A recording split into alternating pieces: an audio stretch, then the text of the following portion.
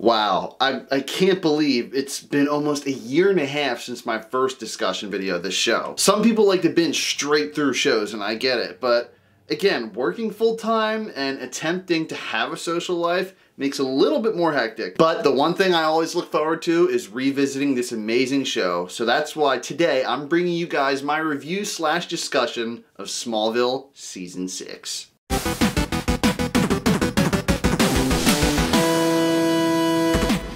I think it goes without saying at this point, since the show's so old, and I just want to talk about everything, so there's going to be tons of spoilers in here. This season starts off with a bang. Clark enters the Phantom Zone, Oliver Queen, Jimmy Olsen, and tons of other popular DC characters enter the Smallville universe. Lex and Lionel Luthor have an interesting relationship this season. Or should we say partnership? Several criminals escape the Phantom Zone to confront Clark. Clark and Lex's relationship is completely shattered because, of course, Lex and Lana's relationship is progressing now. Chloe discovers something unbelievable about herself.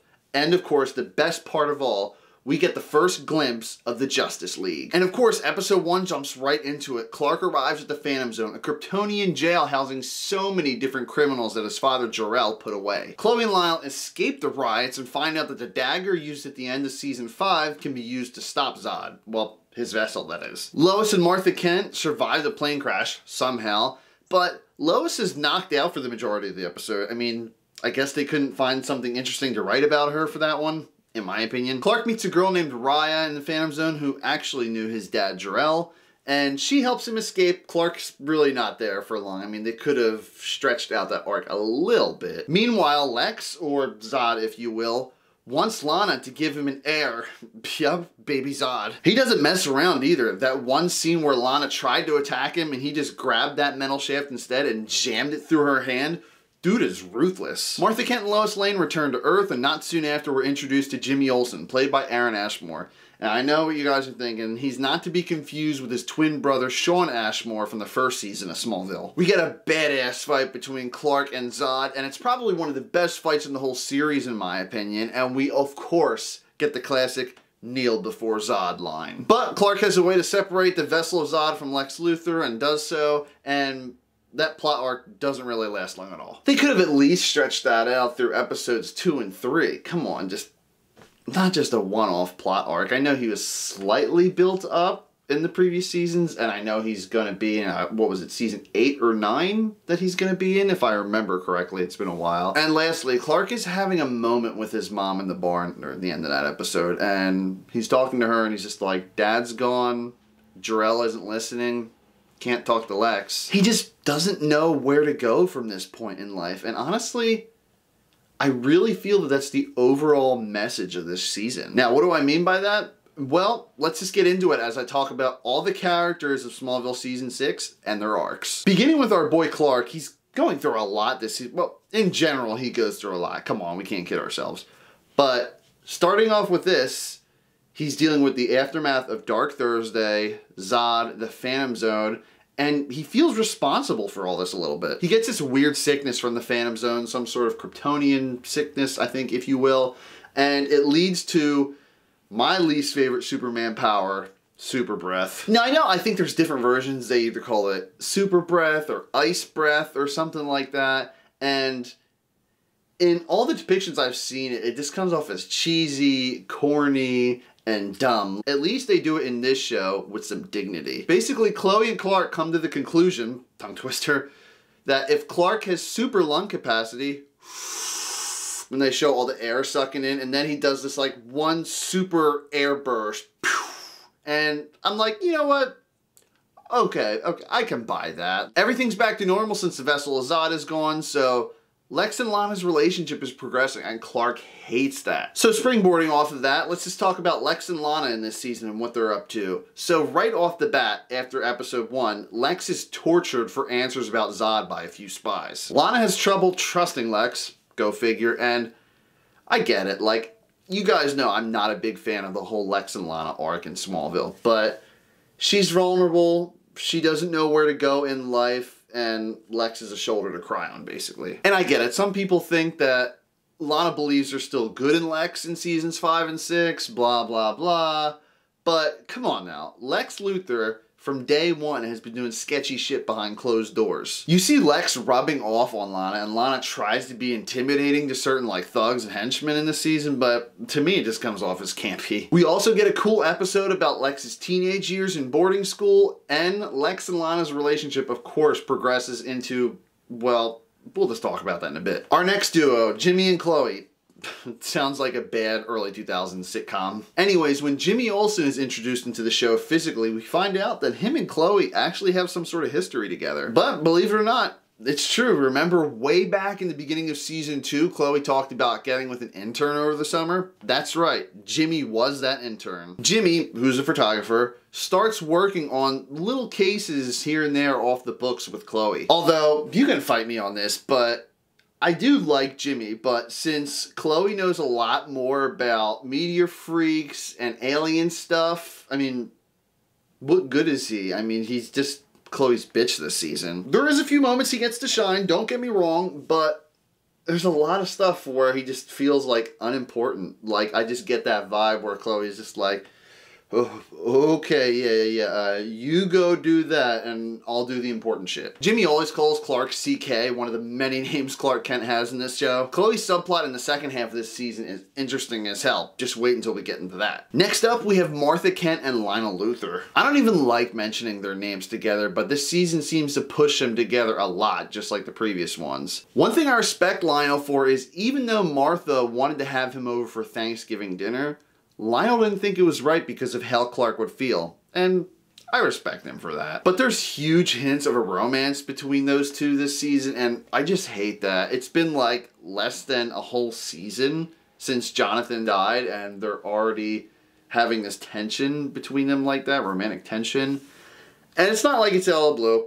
I know, they've hinted at it in previous seasons. Lionel said to Martha that she reminds him of his wife back when she was alive. Martha seems to be appearing less in this season. Of course, she's got that job in the Senate now in the show, but the only really big thing she has to do, besides giving Clark little pep talks and whatnot, is in the final episode. Our next recurring character is the one and only Oliver Queen, aka Green Arrow, played by Justin Hartley. Now this is the show where Justin got his big break as an actor. He was originally starring in a Smallville spinoff of Aquaman before Alan Richardson got the role, and that show didn't really make it past the pilot. Wasn't a terrible pilot or anything, it just didn't stand out. But now he was in The Young and the Restless, This Is Us, and of course, even though it wasn't Justin Hartley portraying the character, in the Elseworlds crossover teaser on CW, we see Smallville's Green Arrow lying there dead. Anyways, we're introduced to the Oliver Queen side of him in episode 2. And right away, we get his background. We know he's from Star City, that he went to boarding school with Lex, and those spies that were after Lex, we find out he's the one that sent them. Oliver does do some sketchy shit in this season to get what he wants, but he's nowhere on the level that Lex is. And after watching the whole entire series of the CW's Arrow, I do see a lot of similarities with both iterations of the character, but I feel like Smallville's is a more fun and entertaining version. Even though I loved Stephen Amell's portrayal of a character in the CW show, I just feel like they were trying to make him too much like Batman, and I get it, you don't want to do the exact same thing as the previous show did, but I think in the end I like the Smallville version better. Episode 4, we finally see Oliver suited up as the Green Arrow, and finally, a costume that actually makes sense. The Flash, Superman, CW, Arrow, all wear costumes where their body is just completely covered. I'd be sweating my ass off in those things. At least this costume looks breathable. But yeah, he uses multiple different kinds of arrows, EMP arrows, gas arrows, all that good stuff. And Clark finds out that Oliver's the Green Arrow like the first episode the Green Arrow is introduced. Our last character that I want to shed some light on is Lois Lane. Now, she does some very small investigating earlier on in this season, but for the first half, the only really significance she has is being Oliver Queen's girlfriend. Let's talk about the main theme of this season, and let's be honest, that's drama. I know WB back in the day was known for their dramatic shows, but this was the first season that was on the CW network, and it shows. Clark loves Lana, he doesn't love Lana anymore, Lex gets Lana pregnant, Lex proposes to Lana, Lois and Oliver go through the whole relationship spiel that Clark and Lana went through about hiding your secret identity, and just how the girl is tired of all the secrets and whatnot, and it doesn't work out for the new couple. Jimmy and Chloe have their relationship problems. Jimmy seems to think that Chloe is still madly in love with Clark, and I understand that all the drama is warranted via the plot arcs, but just sometimes it just gets so overwhelming for me. And I know I'm trying to cram this into like the smallest discussion I possibly can do, but there's a lot of important one-off arcs in this season, so why not talk about them? Oliver Queen is taking a drug called RL-65. It's a little drug developed by Queen Industries. It's basically like the Mirakuru in the Arrow universe. This drug causes Justin Hartley's Green Arrow to heal rapidly, but of course, side effect, aggression. Raya is revealed to have later escaped the Phantom Zone, but she does in the same episode, oh well. Clark now has a bunch of Phantom Zone escapees after him, and I kind of like that because the first, like, seasons 1 through 3 heavily focused on the Freak of the Week, and now it might still be the Freak of the Week, but at least there's different types, not just meteor-infected people. All of these one-off characters can be bigger and, like, interdimensional now. Lana keeps getting bad feelings about being with Lex and struggles to give him an answer about this proposal. The one-off episode Justice brings back Cyborg, Aquaman, and Impulse and gives us our first glimpse into what a live-action Justice League looks like. Well, one of our first glimpses at least. How everyone's working together as a team and accomplishing great things just to take down Lex's 33.1 program. Not just experimenting on meteor freaks anymore, Lex Luthor is experimenting on metahumans, just any alien technology he can really get his hands on. And of course what we see in this episode is the pre-Justice League ain't having none of that. It's also worth pointing out that Chloe is referred to as Watchtower for the first time in this episode. Lex and Lionel partner up for something called Project Ares, which I guess you could say is the precursor to the villain that appears at the end of the season. I know it's a lot to take in, so let's take a little break and talk about my favorite and least favorite episodes of the season. My favorite episode goes to episode 12, Labyrinth. What's not to love? The whole episode is similar to season 5's Lexmas. It takes place in an alternate reality. Clark awakens in a hospital and we find out that Clark has schizophrenia for the past 5 years. That he makes up names like Krypton, Jor-El, just from common household items that are laying around the hospital. Obviously in this reality he doesn't have his powers, and he finds that out pretty damn quick. He bumps into some other patient that calls him Kal-El, and Clark's like, well, what the heck, how do you know my Kryptonian name? And he says he's from Mars? He eventually escapes the hospital and finds out that not only his life has changed, but everyone else's life around him has changed too. We find out that Lana actually bought the Kent farm after Jonathan Kent passed away, and also in this reality, Lana chooses Clark over Lex. Martha Kent is married to Lionel Luthor, and Lex is revealed to have been more severely injured than ever. The car crash in the first episode of the series, in this reality, we find out he actually lost his legs in that accident. The best line Michael Rosenbaum says is, "If there's one thing I regret, is that I didn't just run you over." I'm like, oh shit. Chloe's just flat out insane in this reality, but we do find out that a Phantom Zone escapee is messing with Clark's mind, trying to take it over. Clark escapes that false reality and wakes up to see the patient he saw in that reality, the one from Mars, and he looks somewhat familiar. That's because he was introduced a few episodes back. It's a shrouded figure Clark saw fly away. God, I could watch this episode over and over again, but we have to talk about my least favorite, so here it goes. This episode isn't bad or just meh in my opinion, but if I had to pick one, it would go to episode 13, Crimson. It centers around Lois being on the rebound from Oliver Queen, and she unknowingly uses red kryptonite-infused lipstick to persuade the first man she sees into loving him. Poor Clark wants nothing to do with love at this point. Hell, when Lois and Jimmy walk into the Valentine's Day themed town, he's just over there being sarcastic, talking about some welcome to the love fest. And I will say, I was never someone who thought Lois Lane in the show, Erica Durance, was sexy. I mean, she's attractive, but I was more of a Chloe guy myself. The scene, though, where she walks up to the Kent house and Martha Kent answers the door, and I was like, damn, like, she is looking good. That outfit, though, this episode is frustrating because it doesn't really hold too much importance to the rest of the season, maybe like one moment. It's just basically a fun little episode to show the viewers what Lois and Clark could be like in a relationship. But another red kryptonite one-off episode, I mean, I guess they still have to show it's out in the world. But long story short, Clark gets high off red kryptonite, breaks free of the effects, and everything goes back to normal. For the most part. Although one thing that was satisfying is Clark crashes Lana's party, the wedding rehearsal, I believe. He told the world that Lana's pregnant, essentially, and then Clark kissed Lana and caused so much drama in this one episode. He told Lana she's just a trophy to Lex, and the encounter with red kryptonite affected Clark so much that he fought Lex. The one thing that I was talking about that was important is during the fight in the barn, Lex stabs Clark with a chisel, and later on, Lana's the one who finds it. So her suspicions about Clark's secret are becoming more and more realistic now. Again, not a terrible episode by any means, and there's a lot of other worse episodes throughout the series of Smallville, but there's a lot of humor in this one. There's some fun moments, there's some corny moments. Another one-off red kryptonite episode, it's just not that interesting to me. Oh, and this episode originally came out in the month of February. Talk about a Valentine's Day gimmick. Okay, so more plot discussion. Lana is investigating the broken chisel that was used on Clark. She's starting to act way more like Lex in the second half of the season. Jimmy and Chloe break up for a bit, they get back together. Lex is continuing to work on Project Ares, and surprisingly, he goes to the Kent farm and invites Clark to the wedding. And Lex says my favorite line in this season. He says, "The only reason why I want you to be there is to see what you lost." I was like, oh damn, like, if this was a millennial version, that would have ended with like Lex like dabbing and like walking away or some crazy shit like that. Lex is just more of a ruthless savage this season, and I love it.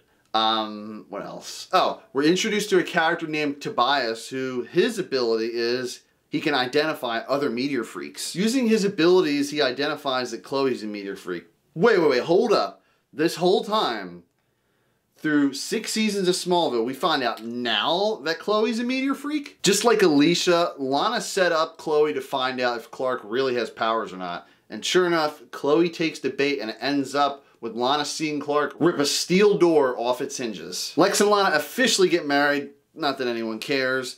Even though Lana wanted to end up being with Clark at the end of the season. Well, you can thank Lionel Luthor's manipulative ass for that not happening. We learned that Chloe's mom, who's played by a different actress now, also has abilities, and that Luthor Corp was giving her drugs to use Moira Sullivan's abilities to control meteor-infected people. But at the end of the episode, they stop giving her the drugs, and she just goes back into a catatonic state. The season is just a roller coaster of emotions. Before I talk about the final moments this season, of course, just like every discussion, I want to talk about the more funny moments in this season and the little references they threw at us here and there. One of my favorite moments is when Clark's just developing his super breath. He sneezes first and discovers it when he has that sickness and blows off the barn door. And Lois is just casually running on the farm trail behind the Kent farm. I've actually been back there myself running on it to get some exercise.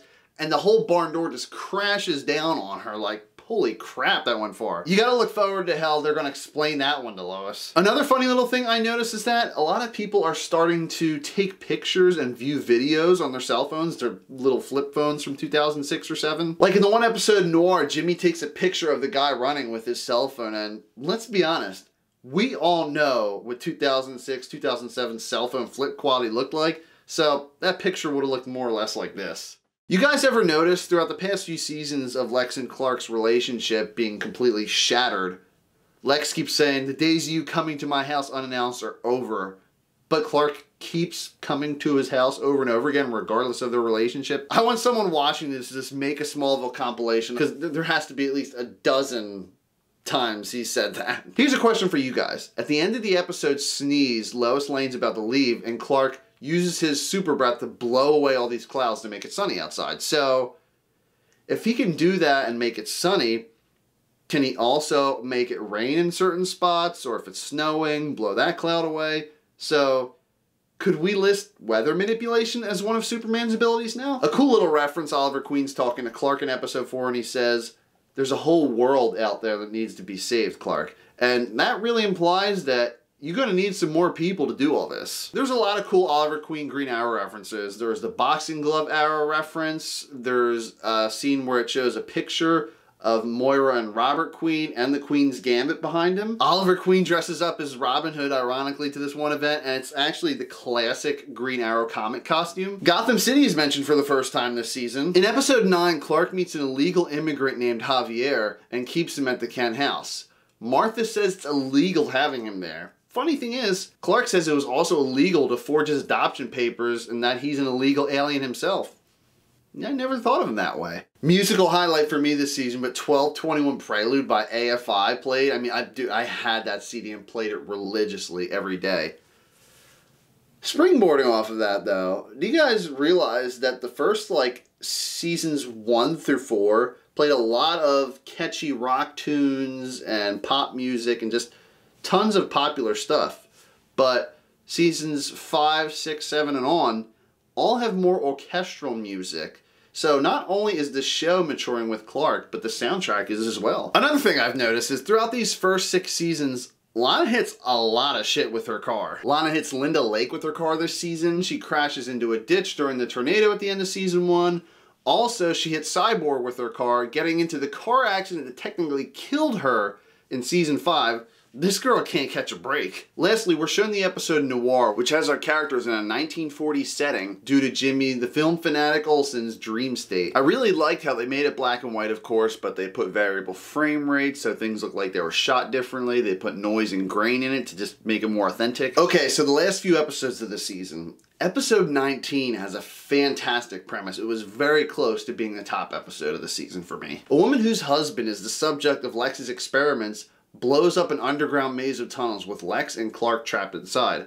And of course, kryptonite is involved, so Clark is powerless. Of course, you know these two are eventually going to escape, but the whole time, they're actually helping each other out despite some little arguments. I guess even though their hatred of each other has grown so much, there's still a shred of decency in both of them. Clark even said when he pulled Lex out of that tunnel when he was looking at him, for a moment, he had a little glimpse of what used to be his friend. Clark even worries that he made Lex the way he is now, and it could have been because Clark gave up on the friendship so early. Damn, what a powerful episode. Oh, and we find out that Lex faked Lana's pregnancy so he could be closer with her. Anywho, Jimmy Olsen leaves on assignment, and we find out that Lex Luthor has hundreds upon hundreds of experiments going on underneath Reeves Dam, and one of them is the former US military soldier that Lois knew. This episode shows us a lot, actually. We see Lex become more and more power hungry, which is always satisfying, of course, and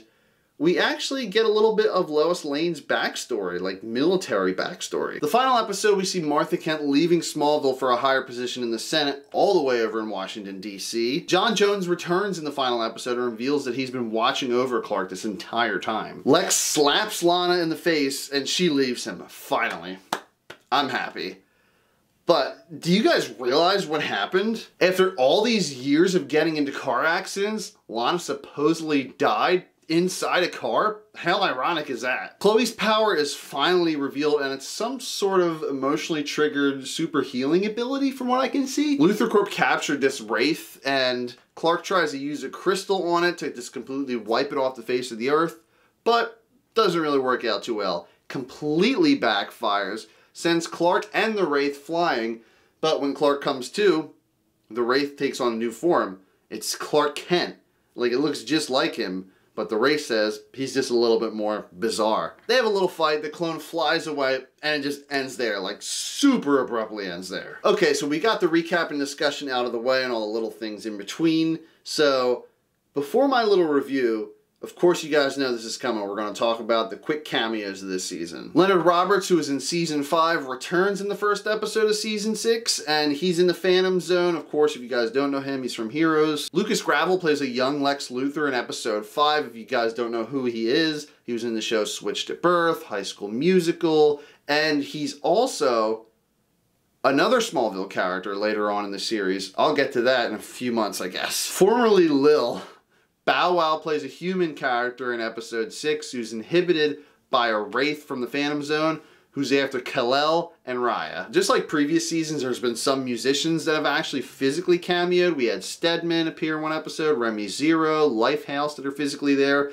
In episode 3, the All-American Rejects make a cameo. In episode 8, a character by the name of Aldar the Bone-Feeding Alien is introduced, and he's played by Dave Bautista himself, like before he was a popular actor in cinema, while he was, I think, in his wrestling heyday. In episode 9, we get Teen Wolf star Tyler Posey playing Javier. Beverly Hills 90210 star Tori Spelling guest stars in episode 10. She plays a character named Linda Lake. There's so many LL initial characters in the Superman universe. Episode 17 is a few stars. We have the wrestlers Kane and Ashley, and I don't know who this guy is, but I just call him Ethan Hawke wannabe. Just look at that. The resemblance is uncanny. In episode 2, an actor who plays one of Oliver Queen's spies is played by Lachlan Monroe. And if you guys don't know that name, I understand. But he was in Freddy vs. Jason, Scary Movie 1, and a ton of other movies you've probably seen him in as a background character. And of course, you can't forget the one and only Phil Morris, who plays John Jones, aka Martian Manhunter. Previous work, he was in Seinfeld, he's in the new DC show Doom Patrol as Cyborg's dad. And of course, lastly, in episode 18, Linda Carter herself, Wonder Woman, appears as Chloe Sullivan's mom. Okay guys, so gathering my thoughts on this season. Season 6 as a whole was just overwhelming. Drama-wise, that is. The stuff I wanted to see more of was the John Jones subplot and the Luthor Corp experiment subplot, because I feel like towards the end of the season, it just kind of came out of nowhere. Yet, like, yes, there were subtle hints throughout the season, but you could have built that up more. A lot of cool one-off characters are introduced, and come on, this season had the freaking Justice League in it. How epic is that? As the show matures, there's less campy moments in it, but there's still some present in this season. The cherry on top for me would have to be Michael Rosenbaum as Lex Luthor. Just seeing him evolve as a character and an actor, he brought it all with this season, and at the final episode, I think we see the fully villainous Lex Luthor from the comics. It's about time. A lot of cliffhangers at the end of this season didn't really do anything for me, because the previous seasons, the cliffhangers affected all the characters, and in this one, it's just really affecting Clark in a way. Because at the end, there's a bizarre clone of Clark running around, Martha Kent leaves, Chloe supposedly dies yet again. I mean, not too original there. I think the thing for me about all these cliffhangers that don't really pay off too well in the next season is you're wrapping it up in like one episode. Now, certain things that wrap up make sense. In season 1, when Lana gets swept up by a tornado, of course you can't stretch out a tornado for 3 whole episodes. That would be obnoxious. But someone inhabiting you and having your character be a famous DC comic book villain just for him to be completely wiped away for now in one episode? Come on now. Either way, it doesn't really take too much away for me. It's just something I would do if I was the showrunner. I guess we'll just see what season 7 brings. Despite all the mind-numbing drama being at the front seat this season, I'm still giving Smallville season 6 a 7.5 out of 10.